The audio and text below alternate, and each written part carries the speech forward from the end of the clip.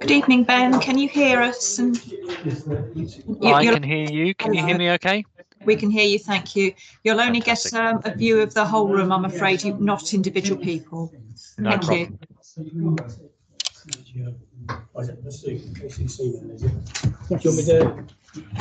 me to check is happy to hand out to defer the item, but you would still like the leaflets handed out, so I'll do that now. So we just delay for it.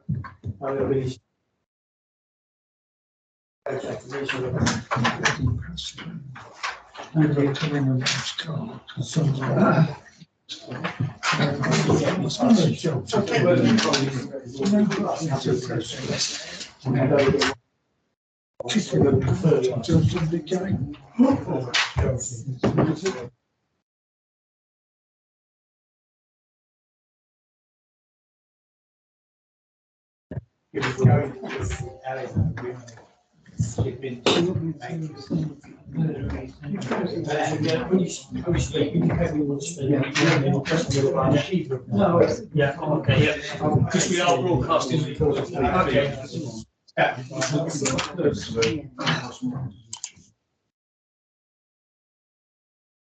So much timber these days. Nothing of that. I've got a beer porch, but that's my fault, not that beer.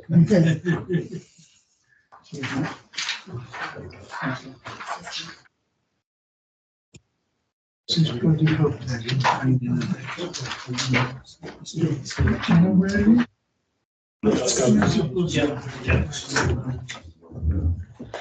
Okay, good evening everybody, and welcome to the Sittingbourne Area Committee. I've explained to everyone how to use the microphones. Councillors should know. So welcome. I'm now going to introduce the people. You've seen them before. So we have the Head of Housing and Community Services here, Charlotte Hudson on my left, and the Policy Engagement Officer, Janet Dart, on my right.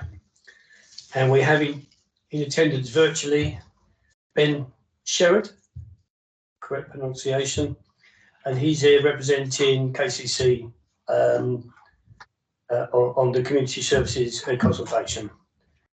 We also have here KCC Councillor Mike Dendor, a divisional member of Sittingbourne North, as well as attending as a ward member. And as far as I can make out, there's no one else online. Not at the moment. Not at the moment. If you wish to speak, you need to indicate, and either myself or Janet will see, and I will invite you in turn. You need to state your name and the organisation you represent. And as there's only one person attending remotely, please remember to mute your microphone until you speak. I don't think I need to mention the IM because there's no one in there at the moment. Need to read the following out. Please be aware of the evacuation procedures to follow in the event of an emergency. There is no scheduled test of the fire alarm during this meeting. If the alarm does sound, please leave the building quickly without collecting any of your possessions, using the doors signed as fire escapes. I think Councillor Gibson does it better. And assemble in the car park at the side of the building. Await instructions before re-entering the building. Should anyone require assistance in evacuating the building, please make the Swale Borough Council officers aware of any special needs so that suitable arrangements may be made in the event of an emergency. Thank you. Agenda item 2, apologies for absence. Yes, we have apologies from Councillor Tony Winkless, Councillor Roger Truelove and Councillor James Hall. Thank you, Jan. Agenda item 3, declarations of interest. Are there any declarations of pecuniary and non-pecuniary nature?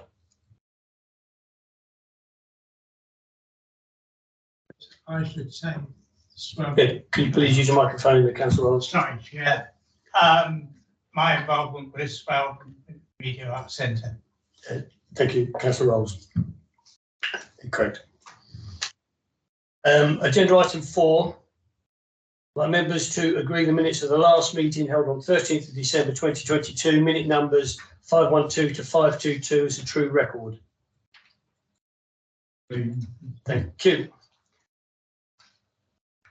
Moving swiftly on, agenda item 5, which is the County Council Community Services Consultation. Is there any presentation, or do we go straight to our guest speaker? Yes, Okay, if we could go straight to Ben Sherwood, who will introduce the paper. Thank you. Thank you very much, Mr. Chairman. Hopefully you can all still hear me in the room. So my name is Ben Sherrard. I'm the Programme Manager at Kent County Council for the Community Services Programme, which is currently out to consultation. Thank you very much for giving me the opportunity to come and talk to you this evening. I think the paper in front of you sets out sort of the basic information really nicely. So I wanted to just expand on a few points from that paper. And really my objective for the session is to sort of gather any feedback from the room, give you an opportunity to perhaps answer any specific questions, but just to highlight the proposals, highlight the consultation, and the plea for feedback from yourselves and from others. So in terms of the scope of the programme, the services in scope as listed in the paper on page 5, we have our open access services, that is our children's centres and our youth hubs. We have public health services as they relate to the open access services. We have our community services for adults with learning disabilities, and we have our community learning and skills service, that's our adult education service, as well as our network of gateways. So they are the services that are in the scope of this programme, and we are essentially looking at the number and location of buildings which those services require to deliver their services effectively. You may well be aware that very recently Kent County Council was awarded transformation status from the Department for Education for the Family Hubs transformation. That is a separate but linked piece of work with a separate but coordinated team, which is looking at the specific design of the service provision for children and young people. They are looking at the what of the service, the what is provided. We are looking at the sort of the where and the how it is provided. So that's just in case there's any sort of lack of clarity between the two elements there. I am essentially focused on the buildings.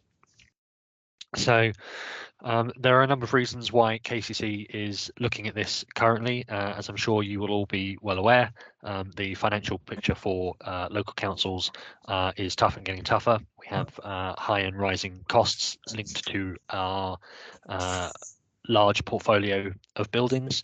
We have significant backlog maintenance costs forecast over the next sort of 5 or so years on some of our buildings, and the council needs to look to make savings to balance its budget.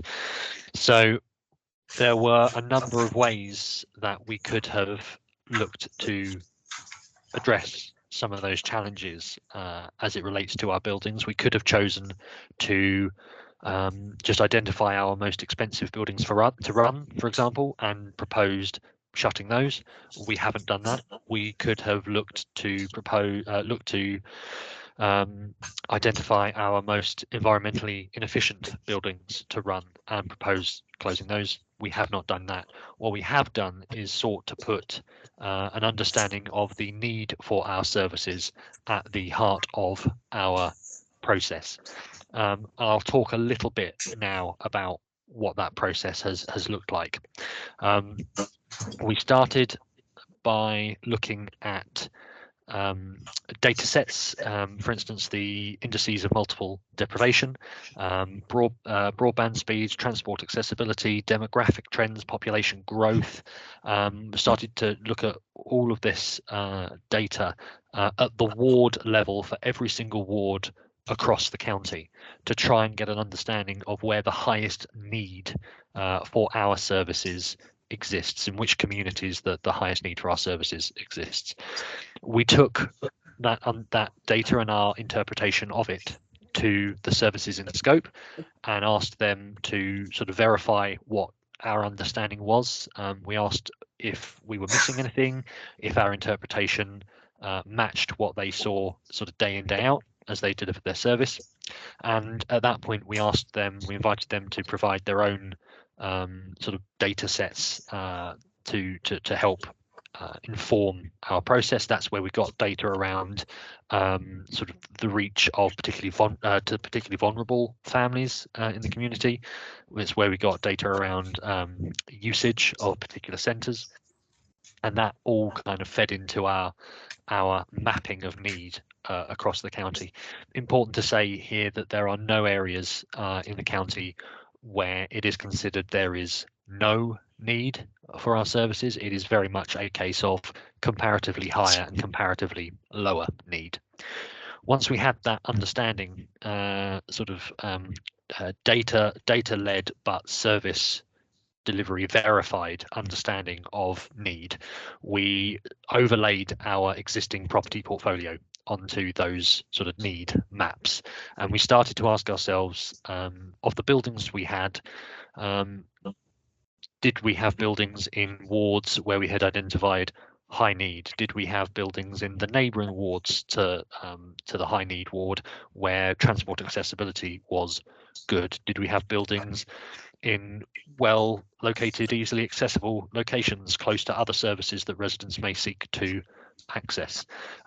Were some of our buildings accessible, both in terms of transport, but physical access for residents who may have physical disabilities? Do any of our buildings require adaptation work to enable co-location of services where there's an identified need for multiple services? Are some of our buildings already suitable to co-locate those services together? That was a very long process and an iterative process with the services involved in that process, and it's sort of the right time to say that whilst I sort of very passionately believe that trying to understand where the need for services arises, I believe that's the right way to have started this conversation, the right starting point for this. What we're not saying is that we've got this right yet, and that's why we are out to consultation to understand where residents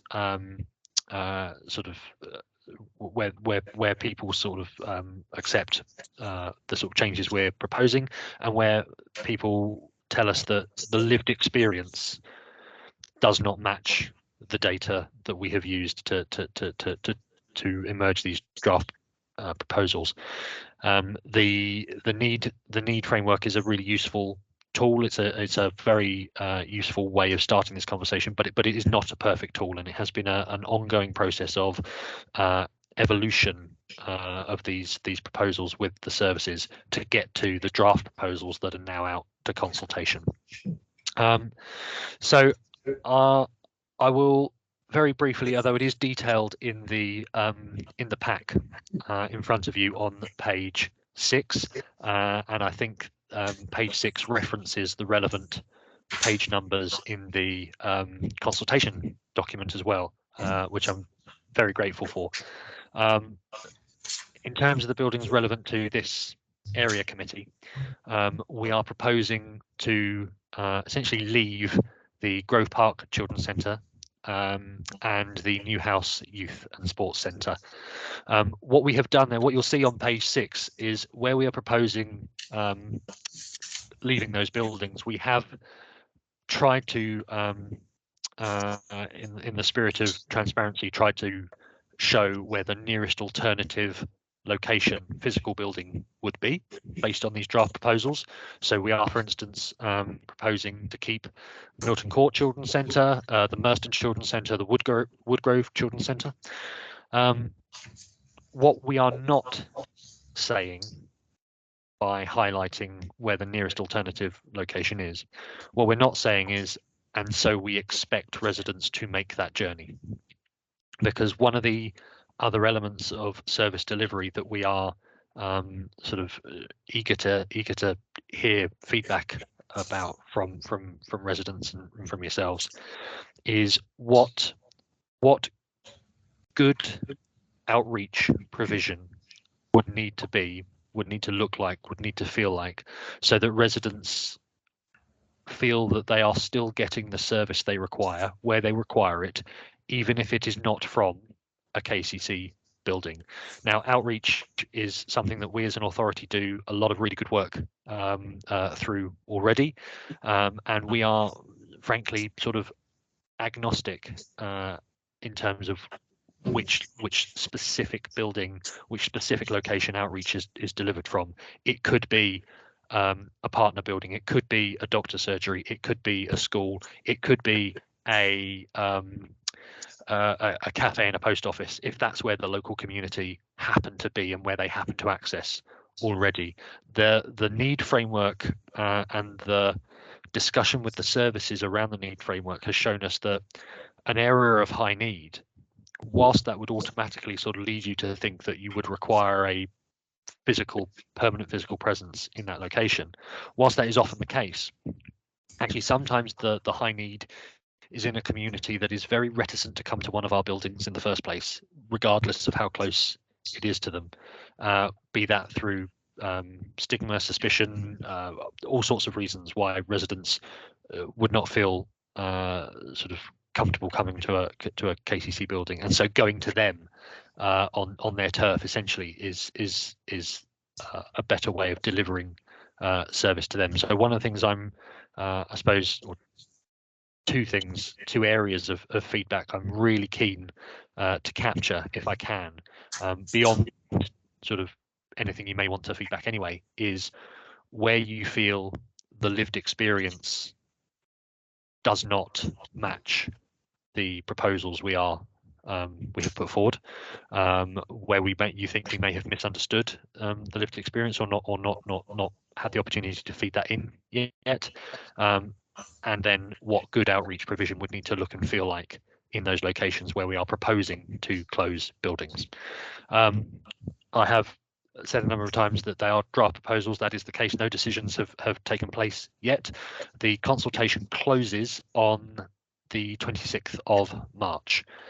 After that point, we have a period of 2 months to revise the proposals, update them based on the feedback that we have received, and then there will be a process of sort of taking a revised solution to the relevant cabinet committees around Kent County Council, and then we are targeting a cabinet decision or a decision from the cabinet later on in the summer. Whatever that key decision looks like, whatever the proposal is as part of that decision, we would not anticipate any changes being made until early 2024 at the earliest, and there is a sort of upwards of 3-year implementation period. So none of this is going to happen overnight. There is a long period of implementation to make sure that throughout that implementation period, the service delivery, the consistency of delivery is protected, so that, for example, we wouldn't be closing a centre before the alternative provision via outreach is established. I think just to sort of finish off, I could talk about this for hours, and I'm conscious there are other items on your agenda, and I want to leave plenty of time for feedback and for questions. Just to wrap up, the consultation website and our email address are detailed on the page 5 of the report in front of you. Our consultation website has all of the consultation information. It has all of the data that we have used during to inform our proposals so far. It has our equalities impact assessments. It has our transport modelling and the methodology that sits behind that transport modelling. The consultation document is in our sort of full version and our easy read version. There's an audio version of our consultation document available on there, and our online feedback form is available online. We also have hard copies of all documentation and our feedback forms in our community buildings across the county, including our children's centres, our youth hubs, including our entire library network.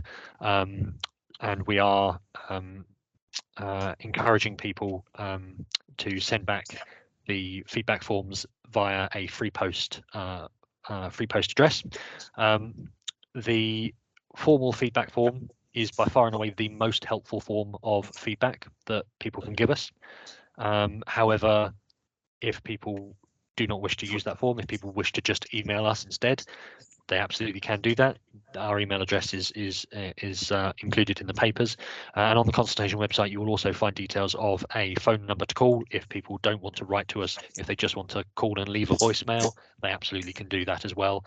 Whilst the formal feedback form is by far the most helpful form of feedback for us, no one version of feedback, no one form of feedback is given any greater weight than any other. So please do. I know members across the county are encouraging residents and those in their own network to access the consultation and feedback. Please do continue to do so. I think I'm happy to leave it there. Like I say, I could go on for hours. I can't see the room very well, but if there are questions or specific items of feedback, I'm more than happy to take those now. Thank you, Ben. Members and guests, and I'll include Linda now, who's joined us online. Does anyone have any questions to ask Ben regarding the consultation? Councillor Dendor. Thank you, Chair. I was just waiting to see if there was anybody else. It's really more of a comment than a question. I've asked it before several times, but I thought in this audience I would ask it. On Newhouse, the consultation of leaving Newhouse actually is not the issue because we have already left Newhouse.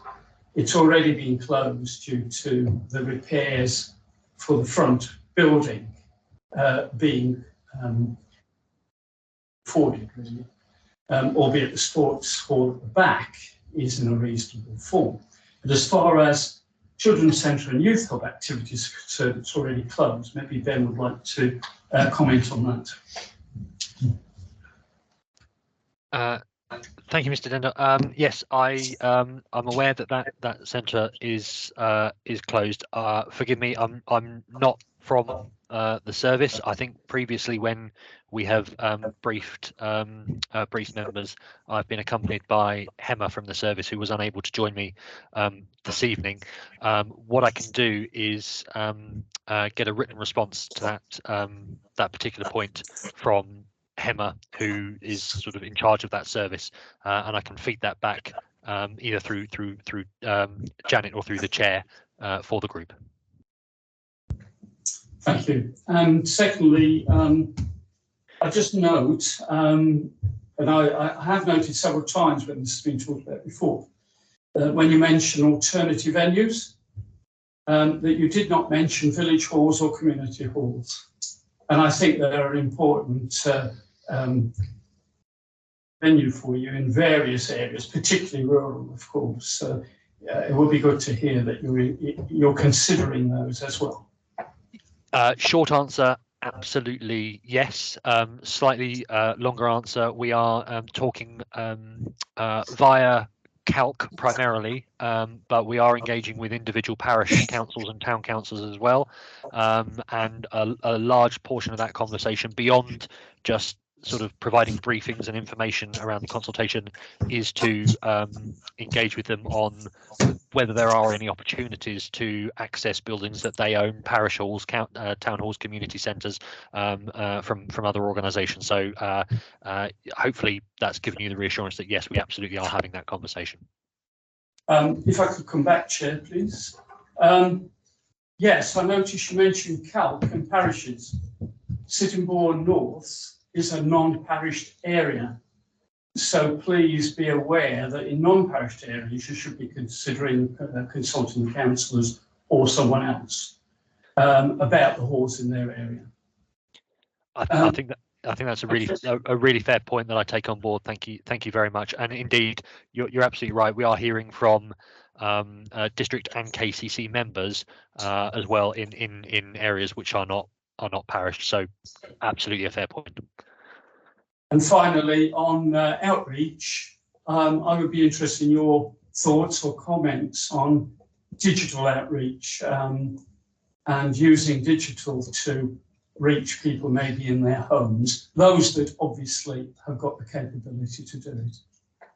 Yeah, and if I can sort of start with your final comment there, because it's a really useful one, is Kent as a whole, comparatively speaking, at a very general level, has reasonably good broadband speeds and a reasonably highly empowered set of residents, a group of residents who are capable and feel able to access content online. Whilst that is the general rule, that cannot mask the fact that there are areas of really poor broadband connection and quite high digital exclusion across the county, and there are specific work streams, specific programs with Kent County Council which are looking to address those very specific issues, and they are we are sort of keyed in with them on those particular issues. Your more general point around digital provision, I think what we are not saying in any way is that a really good website is the answer to all our problems. That isn't the case. However, there are residents who will find the ability to access information online very, very helpful, and will find, where appropriate, virtual sessions, virtual delivery online very, very helpful. So we are looking to build that capability. A lot of that is driven, as I mentioned at the beginning, through the family hubs transformation, particularly around obviously the children's and youth services. A lot of that is driven through the service transformation, which they are undertaking. But I suppose what I've done is given you a very long answer. The short version being, yes, absolutely, it's a very important part, but it is not the sole sort of the sole answer to our problems. I hope that's answered your question. Felt like I rambled a little. Thank you, Councillor Linder. We've got another guest join, Rebecca O'Neill from Brogdale. Welcome. But I have one more question in the chamber. I understand, Rebecca, you maybe want to excuse me, ask a question. Councillor Rolls. Thank you, Chair. I've got your details of contact point here, but I'd like to just add that we have a community centre in the High Street at Sittingbourne, number 34, Swale Media Arts Centre, which has just become an information hub. It would be useful. We also have meeting rooms and IT facilities. Thank you, Chair. Thank you, that's very helpful. Rebecca, did you want to ask a question? I was told you may want to ask a question. Thank you, that's very kind.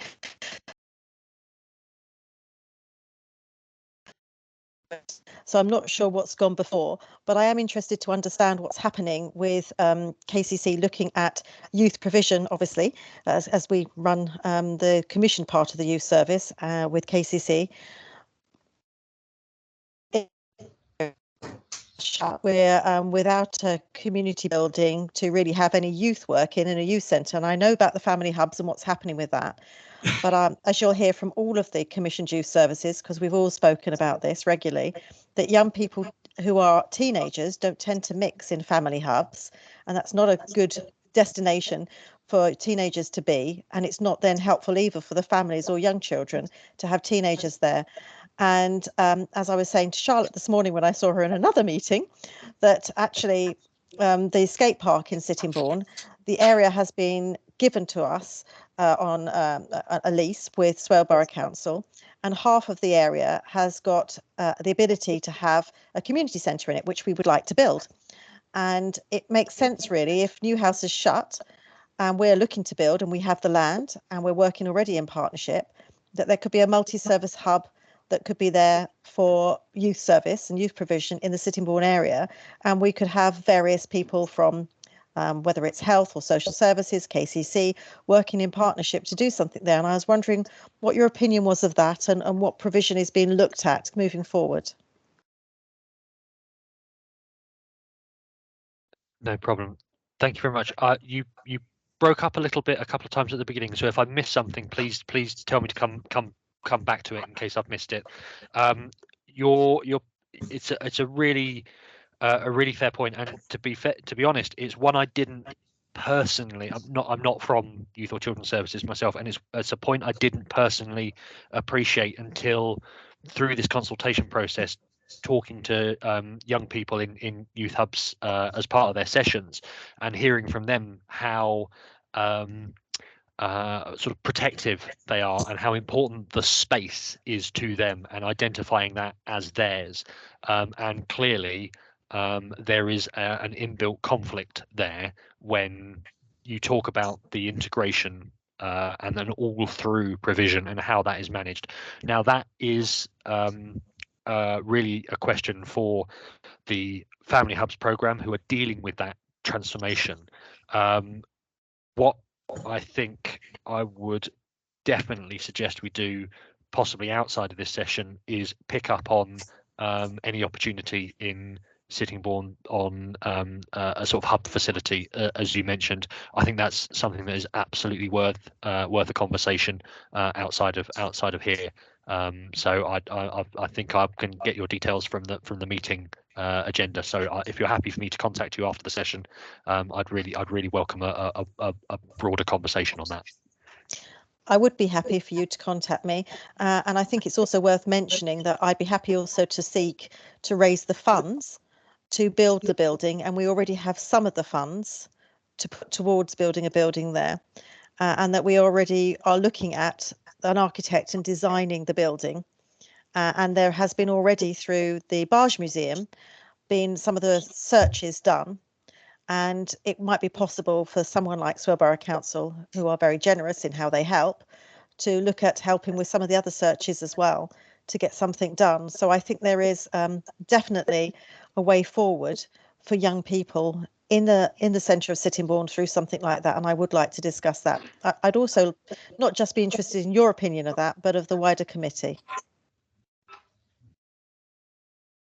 Thank you, Rebecca.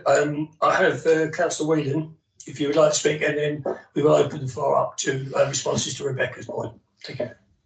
Yes, thank you, Chair. One comment and one question. Comments: disappointed that the New House Centre as a youth centre has closed down. It was highly active for all of the last 20 years, to my knowledge, and a real retrograde step. I thought they'd be reopening after COVID, but they never did. The question is, what's going to happen as regards the election venues? Because it was a polling station. Do you know what's replacing it? Thank you, Councillor Whedon. I'm not sure that Ben can answer that, but he can make a point if he'd like to. Thank you, Mr. Chair. Quite right. The honest answer is I don't know. The sort of location of polling centres is absolutely not sort of within my scope or jurisdiction or my experience, so that's not a question I can answer. In terms of the comment around Newhouse, I think the same as sort of Councillor Dendor raised. That's a comment that we have clearly heard before, and I will seek to through the chair or through Janet following the meeting, get a response on that for the committee. Thank you, Ben. Councillor Dendor. Yes, just to clarify on that, for Councillor Whelan, which I'm sure Councillor Whelan is aware of, but there's two parts to that building. One, the sports hall at the back, and at the front, a Victorian building in which Children's Centre was based.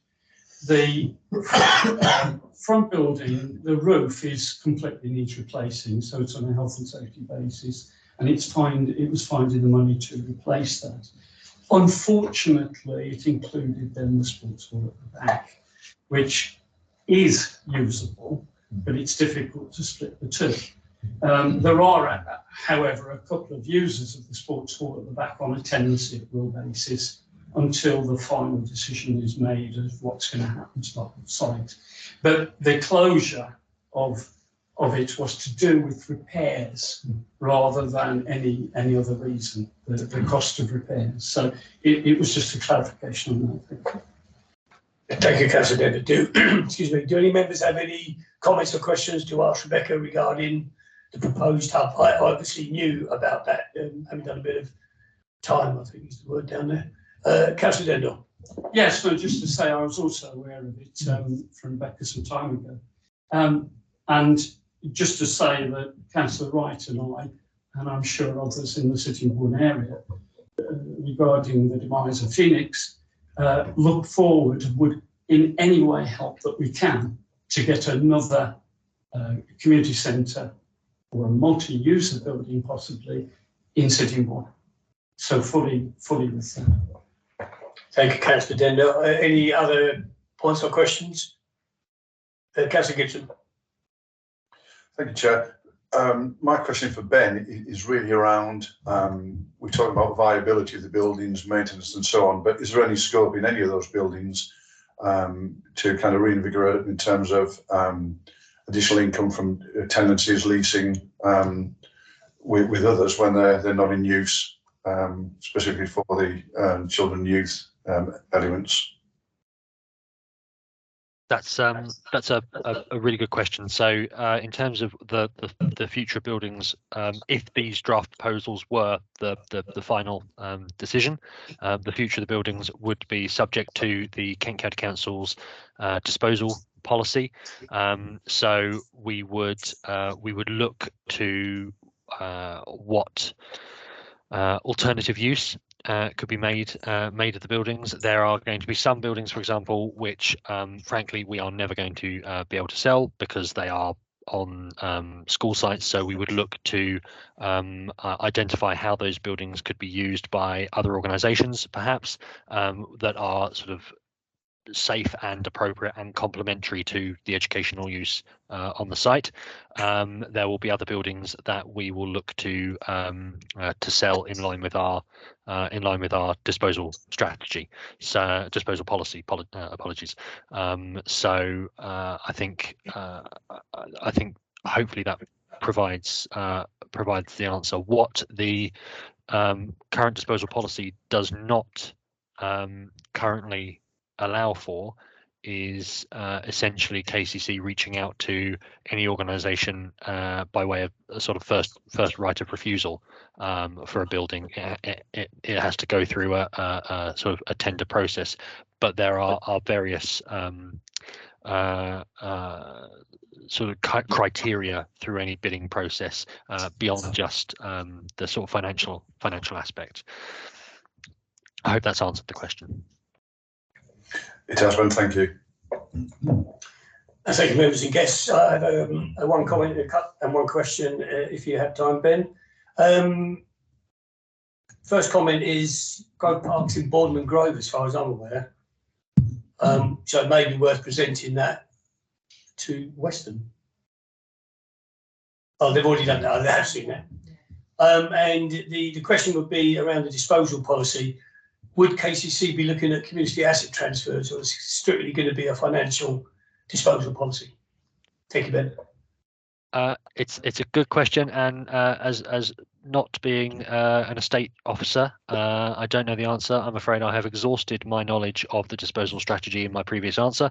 But as with the previous question, I'm more than happy to go away, get a response for you on that, and come back to you in writing. Brilliant. Thank you, Ben. Janet. Just a comment for Rebecca. It's going to be a recording of this meeting put on the website. It probably won't be. I'm not in tomorrow morning, so probably not until tomorrow afternoon at the earliest, or Monday. But if you want to hear Ben's presentation before you joined, it'll be on the website for you to listen to. That's so kind of you to tell me. Thank you very much. And may I comment that the what was a KCC building on the Isle of Sheppey, the Sheerness County Youth Club, was an asset that was acquired by them, and is a very, very well used and very good youth centre that lots of people will know about, that Ray Featherstone runs. He is the oldest youth worker I can think of, and he boasts that. And it's an excellent youth centre, and that was acquired through a community asset, I think. Thank you, Ben, and thank you, Rebecca.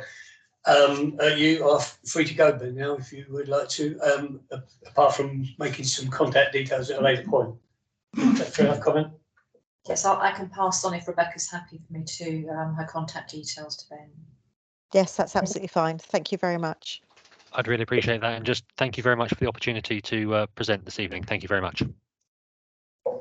Thank you, members and guests. Please be aware of the fact it's in your agenda. Please, if you have a comment to make use of the consultation website, or grab a hard copy from the library. Right. Now we're on to agenda item 6. Now we were hoping to have representatives from the various bus companies in and around Sittingbourne.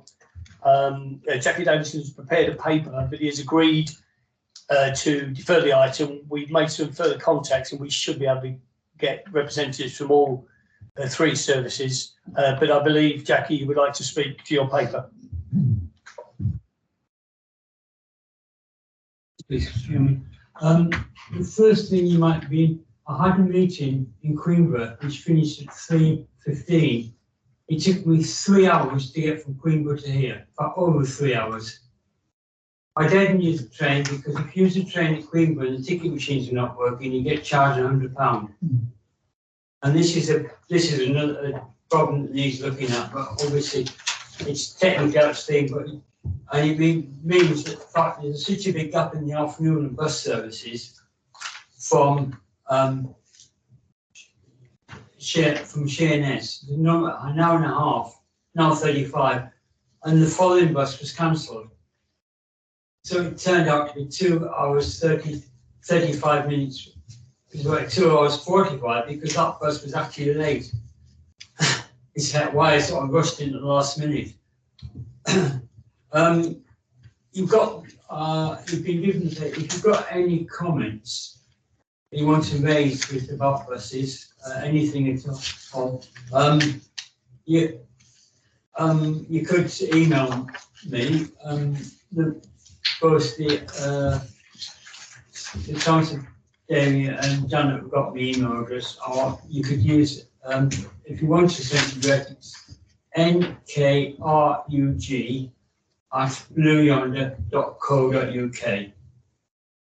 Goes into a particular file for transport, so it won't go down into the trash folder, if you know what I mean.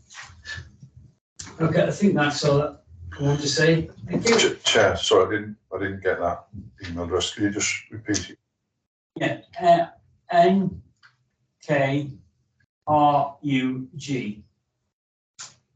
Stands for North Kent Rail User Group. blueyonder.co.uk. Thank you, Jackie, and thank you, members. Any comments to be made on the paperwork? Thank you, Councillor Dendell. Thank you, Chair. Just one really. Jack and I have talked about some of these many times, but the one I'd pick out is at the station. Passing that bus stop, it's a joke. It really is. As Jackie says here, it's people. Cars are going into that stop when they shouldn't be. They're going behind the stop, which means the bus can't get in when they shouldn't be.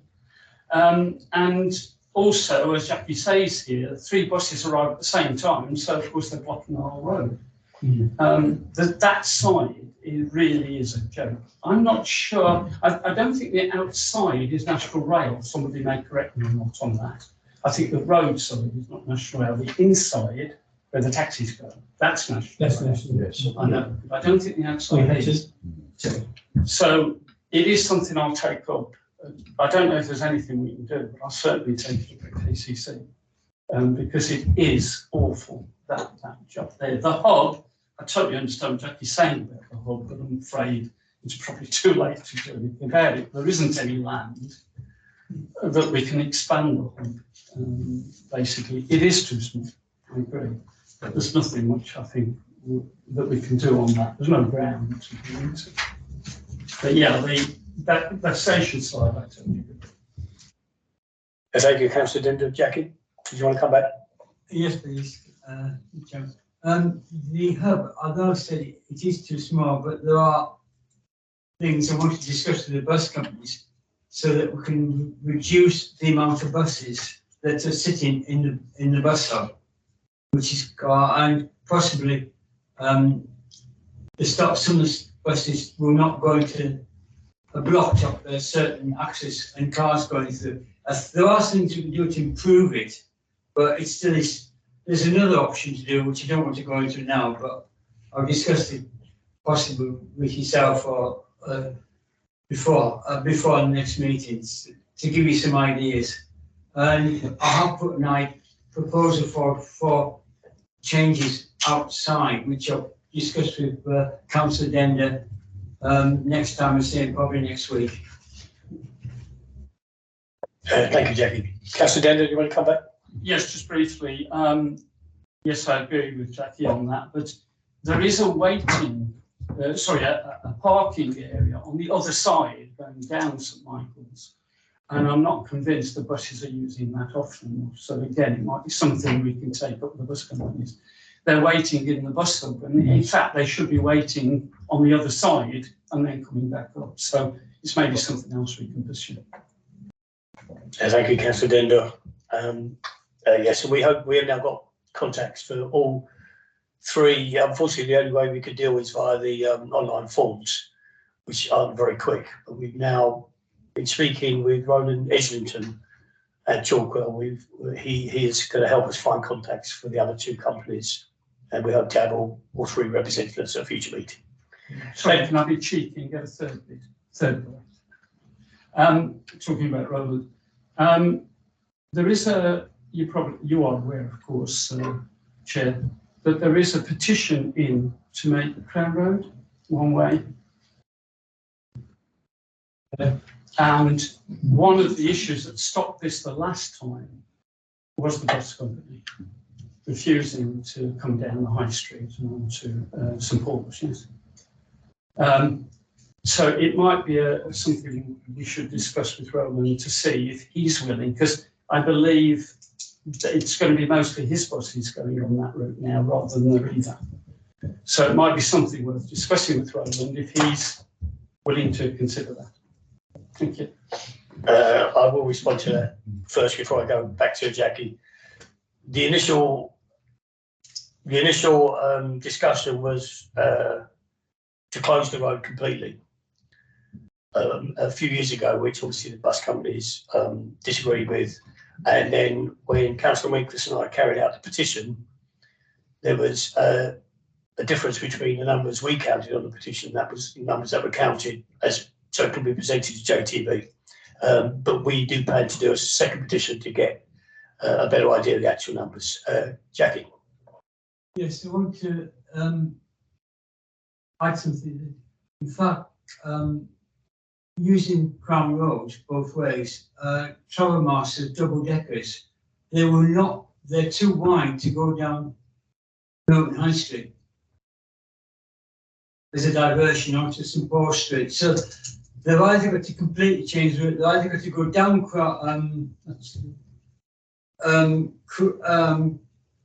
Downbury Road and I've forgotten the name of the road on that way, past just Cook's Lane, thank you. Down Cook's Lane and that way. That's a possibility, but that's another thing that you've got to take into consideration. The double travel master double deckers that go down there. That's the school buses, Jackie. Yeah. Thank you, Jackie. We will raise this once we can have representatives to answer the questions. Councillor Whelan. Yeah, reference Crane Road, I would oppose any change. I've been involved with those surveys. Most residents don't want it changed to one way or closed. And if you make it one way, it'll speed the traffic up, which you certainly don't want. And the way their parking is at the moment, effectively forming chicanes, moderates the traffic, improved on at the moment, certainly not by making it one way or closing it. Thank you, Councillor William. Right, members and guests, we'll move on to the next item, which is matters arising. Now, you should have all read this. I only plan to pause those that have any updates.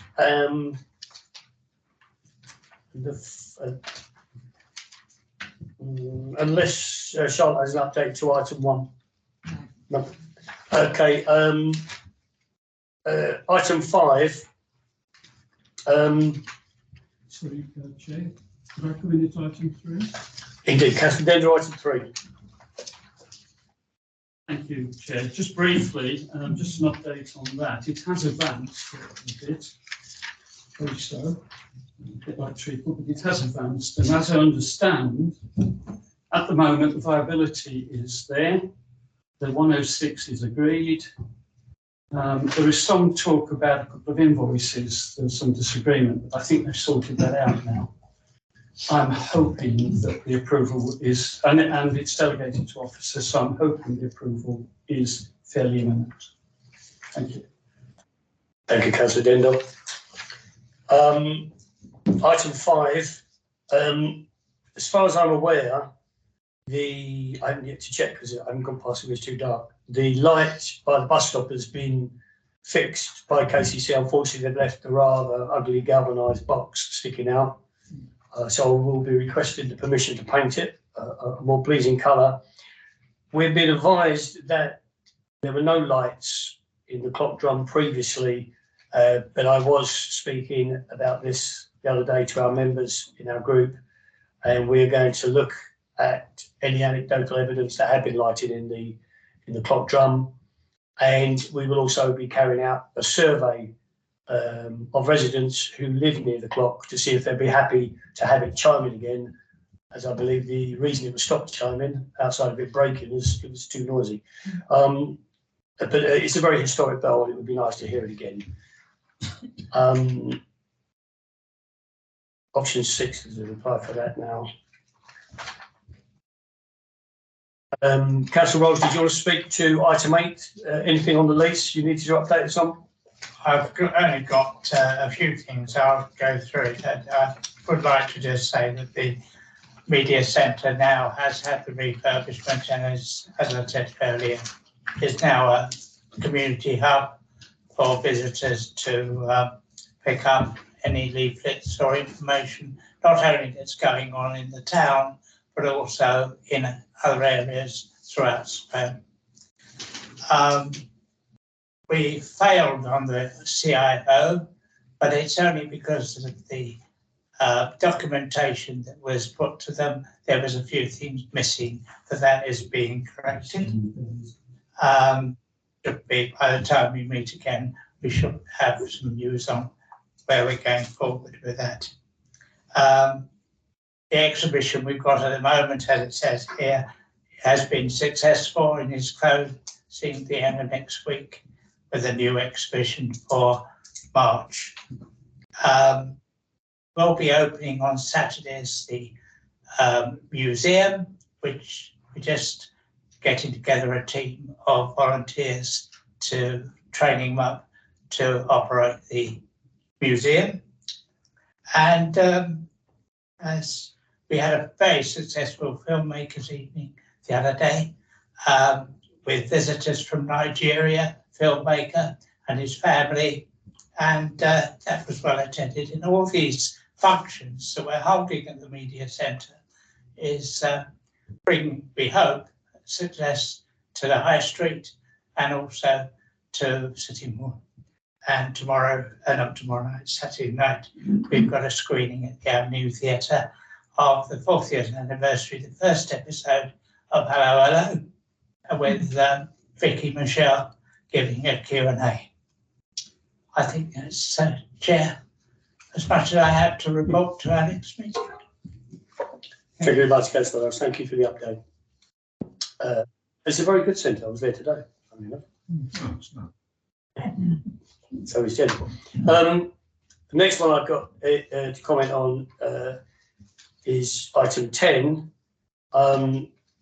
Things have regressed, might be the word I would use, as it was agreed at the meeting this afternoon that the In Bloom group will be disbanding, but a new group will be born from the ashes, as were, as quick as it can be put together. And we will look as one of our tasks to be working with the area committee to see if there is any way we can help take over some of the tasks that were previously carried out by our trustee coordinator, Ali Corbell. And we will, as that progresses. Item 11, a letter has been sent following Councillor Hampshire's piece at the last meeting. Has a copy been sent to all members? Okay, a letter has been sent. If anyone's interested in the copy, then we can send you that. As a bit of an update, I did notice, I think it might have come up in your neighbourhood or possibly Facebook, that during the cold snap, the police were out breaking the ice on a local pond. I can't quite remember where it was, but someone notified them that two children were on the ice and the police came out and broke it. So it may have raised the attention somewhat. Chair, did we have a reply to that letter? Only as much as is in the update that they've come back to say it's been passed on to the educational safety team and they're looking to see what they can do. So I'll follow up with them to see, to see what they come up with. Okay. Councillor Hampshire. Spring starting next week, it's possibly a little bit too early to talk about falling through the ice again until, but however, having worked in schools, the fire brigade do an awful lot of good, especially around summer holidays and fire setting, which was a big problem throughout Sittingbourne last summer. So maybe we could not chase them, but say address that as well. Thank you. Thank you, Councillor Hampshire. Councillor Den, your mic's on still. Item 13 has progressed pretty well after a bit of to and froing. It came to the attention that there'd never been any provision for the council to arrange for the bollard to be raised and dropped in the first place. It seemed it was an ad hoc agreement between the pet shop and at Pacoa, although I got a little bit upset via email, I had to apologise because they'd never been contracted to raise and lower the bollard, but they have agreed now to raise the bollard around 7:20 and drop the bollard at 5. So hopefully that will. I was in the high street recently, and the bollard was up, and there were no cars in the high street at all. As they now have had their one route in, that hasn't prevented the issue of people reversing up from Bell Road, and then that immediately becomes a matter for the police. Councillor Rolls. Thank you, Chair. As you probably noticed, the signage for no entry is not working. People are still forgetting when the bollard is not up. People are still entering High Street all times, and there have been near accidents reported in the past. So it does need still some attention, not on the Saturdays, but other days. And the taxis are using, it says it's only for access only, but they're using it as a byway through, and it is done very dangerous. Thank you, Chair. Thank you, Councillor Rose. I think you'll find that people will always ignore signs if they think they can get a shortcut. The only other thing I would need to draw members of guests' attention to is item 17. We have an update on the active travel fund. Unfortunately, I did see an article maybe a couple of weeks ago. The government actually may be cutting the budget by about a third. So I don't know how that will affect our position, but maybe we can get an update from Adrian and Are there any comments on any of the matters arising from any members or guests? No, thank you, members and all guests. Agenda item 8 is the public forum. I've had no questions tabled, so if there are any of the members of public in the chamber who have anything they'd like to raise or bring to the committee's attention, now is the time to raise your hands and say something. You're all ignoring me now. Then we move on to agenda item 9. Matters referred to the area committee by service committees. I'm not aware of any that are present. And again, agenda item 10, matters for us to refer to the service committee chairs. I'm not aware of any, unless any members here have any matters they would like to raise with any. It would have been, the one that we would have done would have been about the bollard, but that was resolved via email, so we didn't have to go as far as the service committee to get an answer on that. There were some very hot emails backwards and forwards. Oh, okay, they've got one final piece. And here we go. This is the last area committee meeting in this electoral cycle. Dates of meetings for 2023-24 will be agreed at the annual council in May. So I'd like to remind our guests that you will still be here. Some of the members might not be.